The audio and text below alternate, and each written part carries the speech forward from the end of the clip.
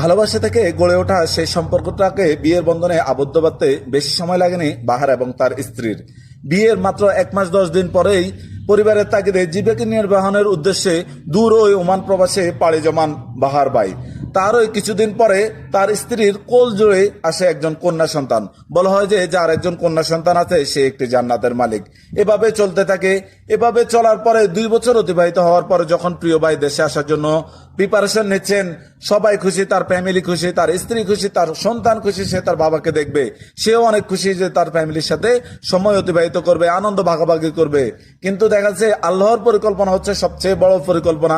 সে আসার আগে, বিমানে ওঠার আগে একটা পোস্ট দেয় যে স্বপ্ন যাবে বাড়ি আমার। তার স্বপ্ন বাড়ি এসেছে, কিন্তু আসলে সে তার স্বপ্নটা পরিপূর্ণভাবে পায় নাই, কারণ আল্লাহর পরিকল্পনা হচ্ছে বড় পরিকল্পনা।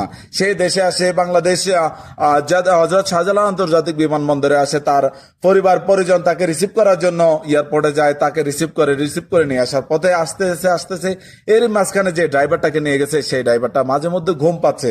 তারা সবাই কিন্তু বলতেছে যে ভাই আপনি একটু রেস্ট নেন, বা আপনি একটু ঘুমিয়ে নেন, বা একটু আপনি চা খান। কিন্তু ড্রাইভার বেপরোয়াভাবে বলতেছে কোনো সমস্যা হবে না, কোনো সমস্যা হবে না, কোনো সমস্যা হবে না করে সে কিন্তু অলরেডি চলে আসছে। আর 5 থেকে 7 কিলো গেলেই কিন্তু তাদের বাসায়, তাদের গন্তব্যে পৌঁছে যেত। কিন্তু হয়তো তাদের হায়াত এতটুকু ছিল, তাদের মৃত্যু এভাবেই লেখা ছিল, যার কারণে নোয়াখালী চন্দ্রগঞ্জ পশ্চিম বাজার আরেকটু আগে এসে ড্রাইভার নিয়ন্ত্রণ হারিয়ে গাড়িটাকে খালের মধ্যে ফেলে দেয়। গাড়িটাকে খালের মধ্যে ফেলার পরে গাড়িটা কিন্তু নৌকার মতো ভাসছিল। ও আমার ওই প্রিয় বাহার ভাই বলতেছে যে গাড়ির লকটা খুলে দাও, লকটা খুলে দাও। হয়তোবা লকটা খুলে দিলে সবাই বেঁচে যেত, কিন্তু আল্লাহর সিদ্ধান্তর বাইরে তো আমাদের কোনো কিছু করার নেই। হয়তোবা এভাবে তাদের মৃত্যুটা লিখে রাখছে, যার কারণে ওই ড্রাইভার ভাই ভয়ে নিজের জীবনটা বাঁচিয়ে সে কিন্তু ওখান থেকে পালিয়ে যায়। আর ওই বাহার ভাই এবং তার শ্বশুর এবং তার বাবা, মোট টোটালি তারা 11 জনের মধ্যে 4 জন বেঁচে ফিরে, বাকি 7 জন সহ গাড়িটা ডুবে যায়। কিছুক্ষণ পরে ফায়ার সার্ভিস ইউনিট এসে তাদের ডেড বডিগুলো উদ্ধার করে।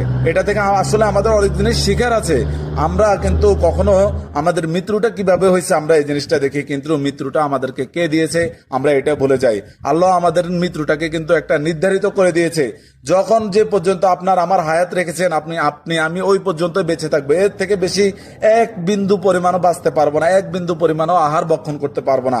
কাজে সব সময় আমাদের হচ্ছে আল্লাহর উপর শুকরিয়া আদায় করা উচিত। সব সময় নামাজ পড়ে আল্লাহর কাছে আমরা এটা চাইতে পারি যে আল্লাহ তুমি আমাকে মৃত্যু দিবা, নামাজ অবস্থায় মৃত্যু দিও, আমাদেরকে শুক্রবারে মৃত্যু দিও আমাদেরকে, যেন আমাদের কষ্ট কম হয়, যেন আমাদের ঈমান থাকা অবস্থা আমাদেরকে মৃত্যু দিও। এটা আমরা আল্লাহর কাছে চাইতে পারি, কারণ আল্লাহ তার গুনাহগার বান্দার কোন দোয়াটা কবুল করে সেটা কিন্তু বলা যায় না। কাজে আমরা